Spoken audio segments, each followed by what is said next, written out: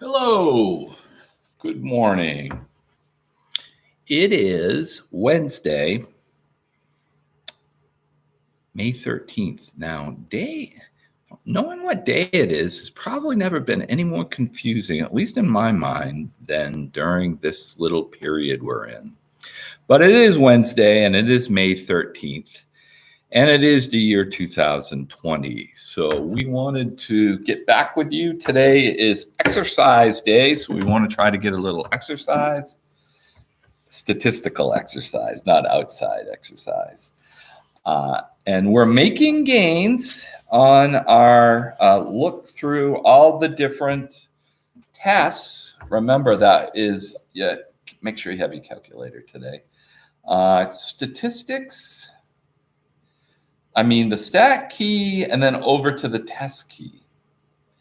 So we so far have done a 1 proportion Z interval and a 1 proportion Z test, a 2 proportion Z interval, and a 2 proportion Z test. And then last week we did a 1 sample T interval, so 5. Today we're going to do a 1 sample T test. Okay, so for a total of 6 tests overall. If we got through everything, something we're not quite going to do in the class because of our shortened year, we would get through 8. But I think we'll get through, today will be 6, 7. Maybe we'll do both tomorrow really quickly, just so I could say I got through all 8, but we'll see. So today, let's back up. We've got some administrative things to take care of. First is this. Next Monday is our last assignment date. So I will not do both of those, or maybe we'll do them in such a scaled down manner they would only take a couple of minutes. But next Monday is the last assignment that is supposed to be given, and I will give the last assignment on Monday. Then on Friday, May 22nd, all assignments are to be in. So as I've said over and over and over again, any assignments are open game. If you haven't done them yet, that's okay. You can do them all, and I will mark them off. Somehow, I occasionally do. If I miss one, please alert me, and I will make the proper correction. No problem at all. I do not want to dissuade anybody from working, and I don't want not to give them credit. I want to give them credit. Okay on that? So that's kind of the classroom, the regular classroom stuff. Now, for you taking the exam, next Friday, May 22nd, is exam day, 2 o'clock.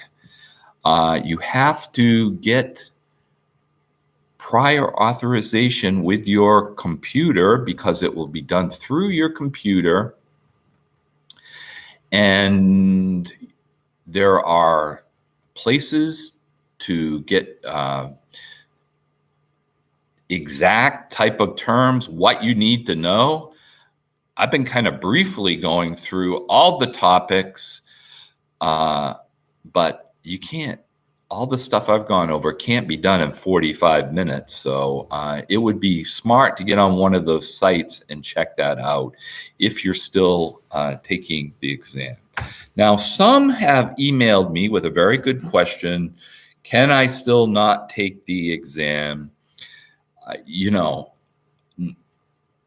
The normal Erskine response for ever since I've done this, which was like 13 or 14, you have to take the exam. Well, we know this year that is not the case. You do not have to take it.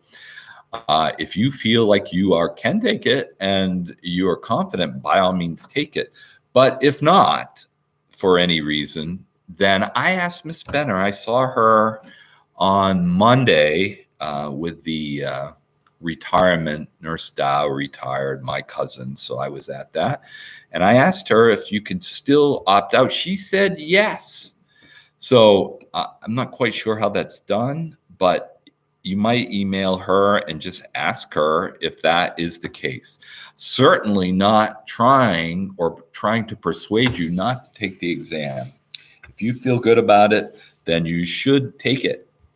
But remember, it's a very different format than I'm familiar with. I'm usually familiar with a 2-hour and 30-minute format, not a 45-minute one.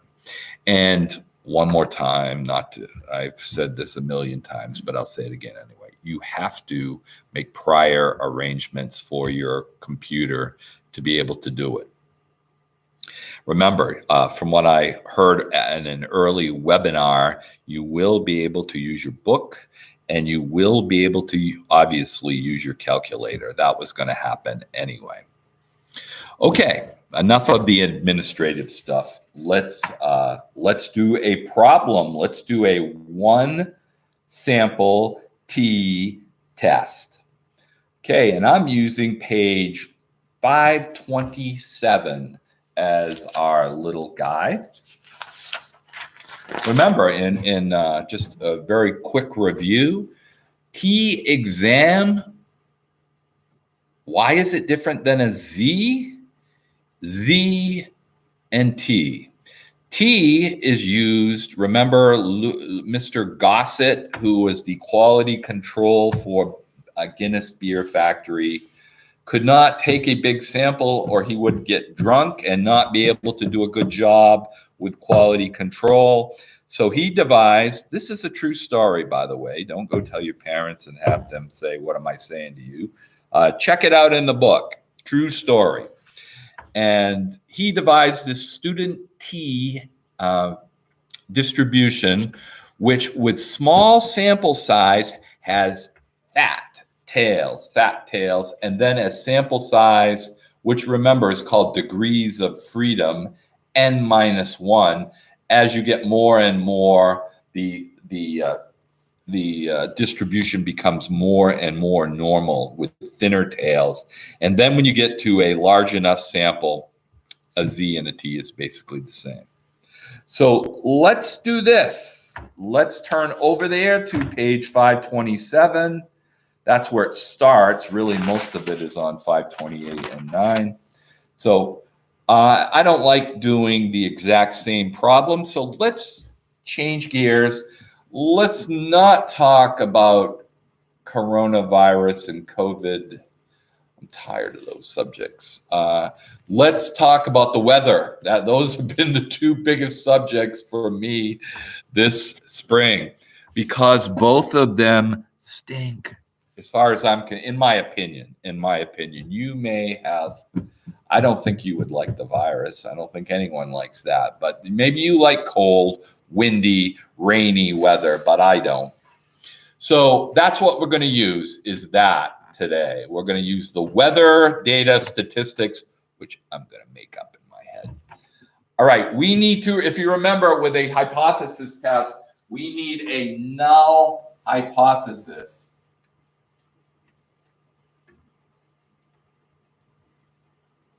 HO, and then we're not talking about P now, we're talking about the mean, which is mu.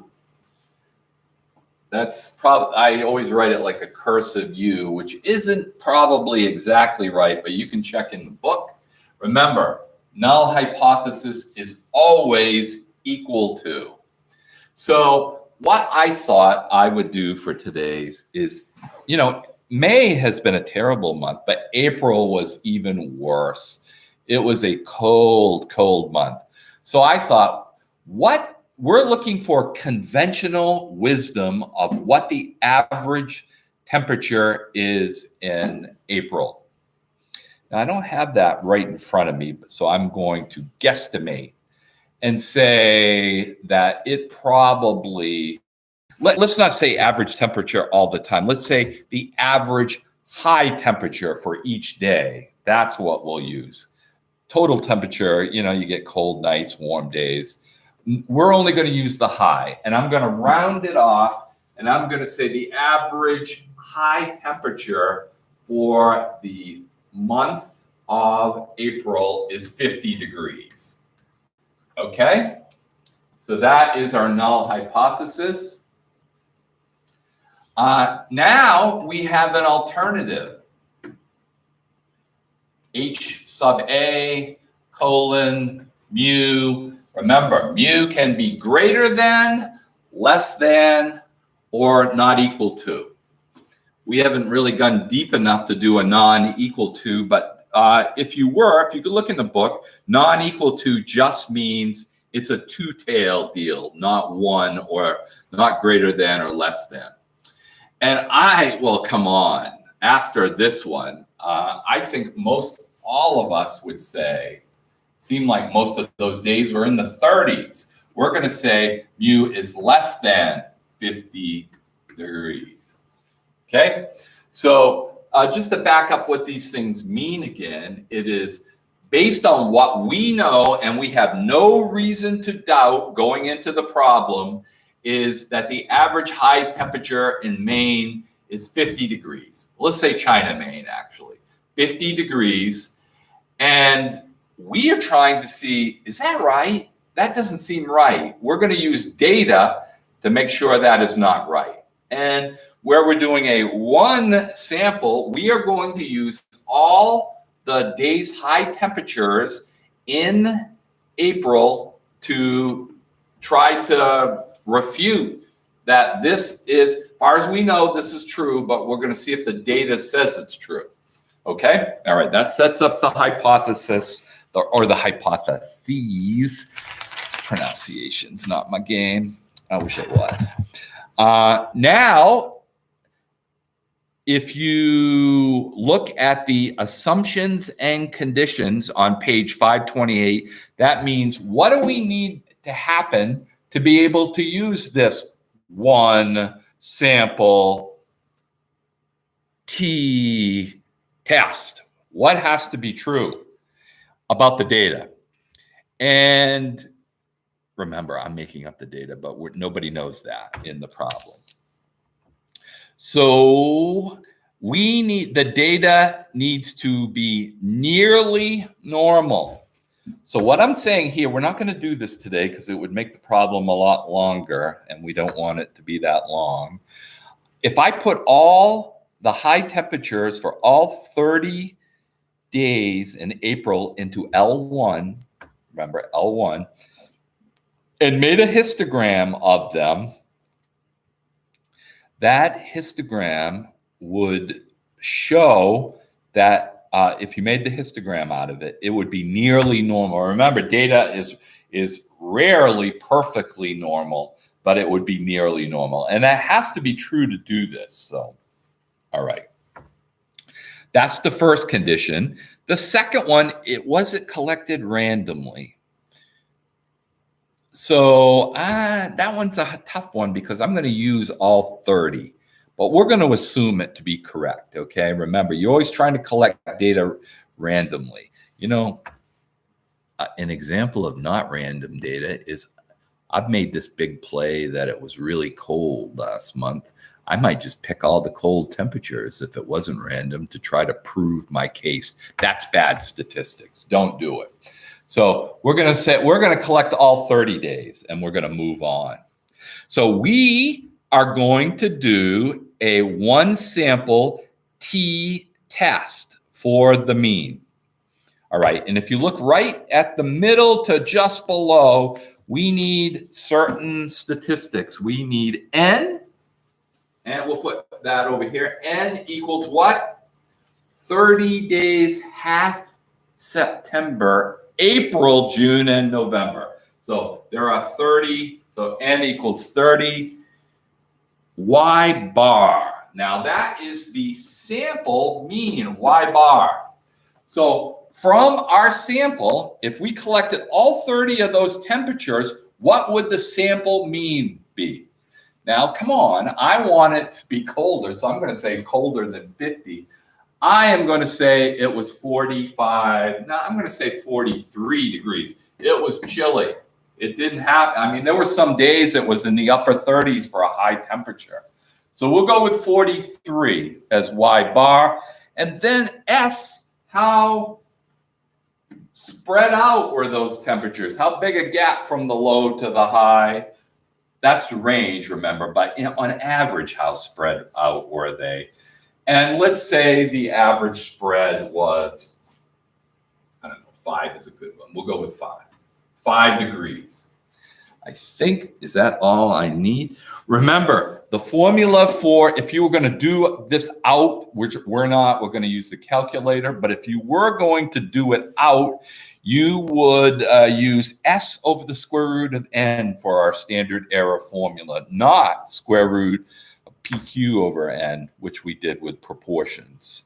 So at this point, we are going to use our calculator. Now, those of you who are going to do the exam, this is an example. You would need to know this, but remember, it is given, plus you have your book, but this would be the formula to get the t statistic.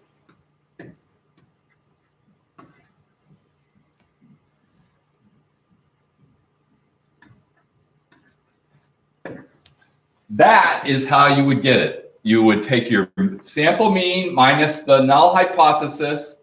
So that would be what? 43 minus 50 over S5 over the square root of 30.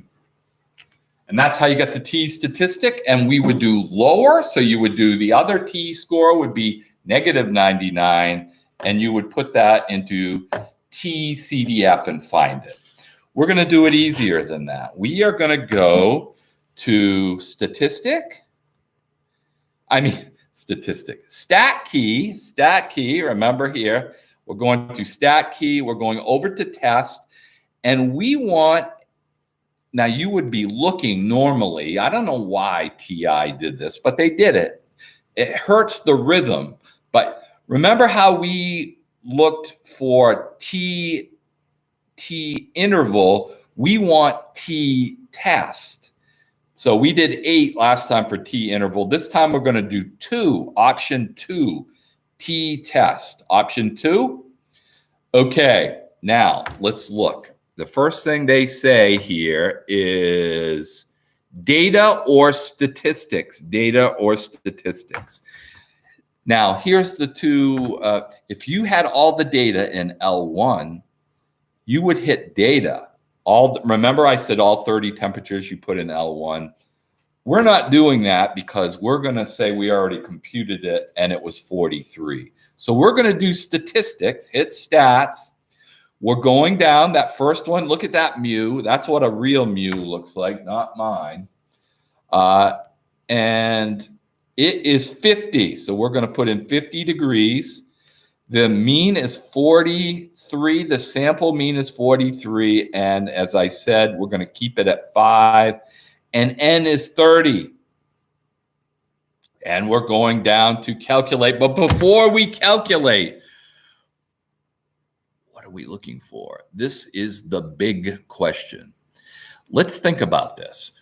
We have a null hypothesis that we assume is true. We're looking for data that is really weird, which says that the null hypothesis, weird in the fact that it's true, but it's very different than the null hypothesis. Therefore, we can reject the null hypothesis. So we are looking for this thing called a p-value when you calculate. Remember, under you greater than, less than, not equal to, you are going to put less than. And then remember our little rhyme about when P is low, reject HO. When P is low, reject HO. P meaning the p-value, but low meaning normally, unless otherwise told, 5%. And I just pressed enter, and I got this incredibly low number, which is 9.34, and it goes on a lot more.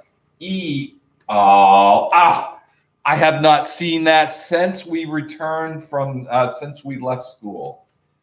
And hopefully it is not one of those that require a restart of the computer. Please don't.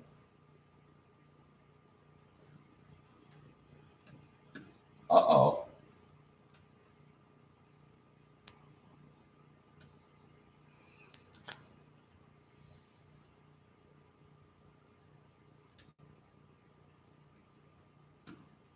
Well, I'm going to read it because I'm not going to wait. That will really make our video longer than I want.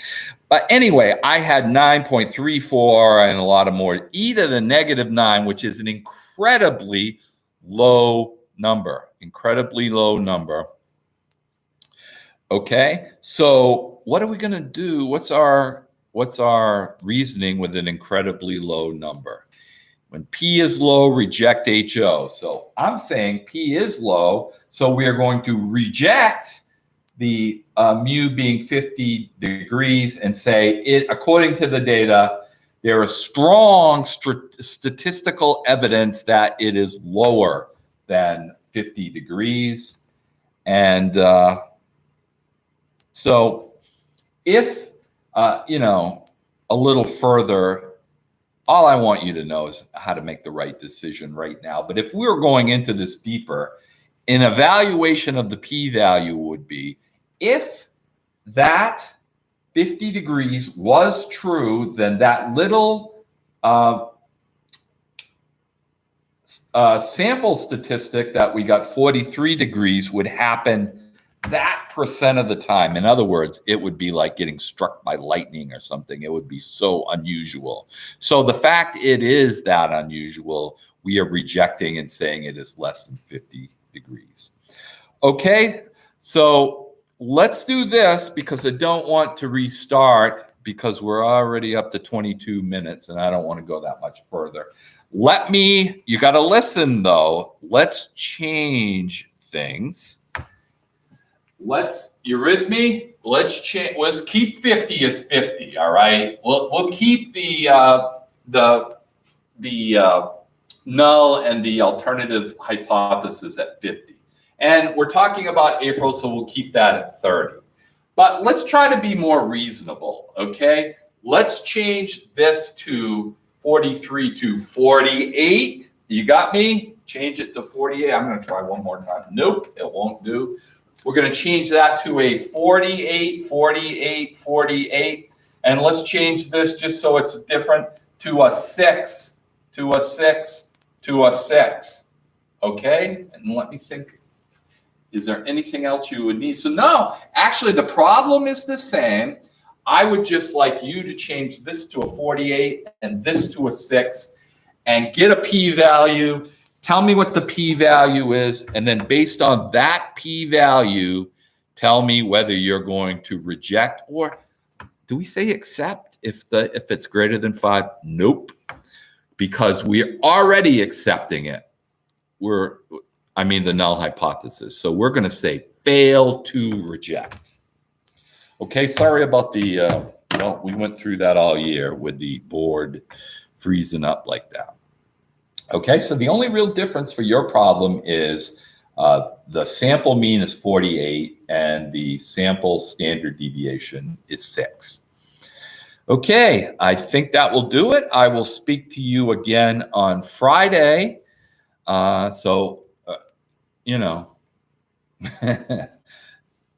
Some of these things I've said a million times, but I'll say one more time. Next Friday is it for the classroom, for our little Mr. Child's classroom, and it is the exam day. So please keep that in mind.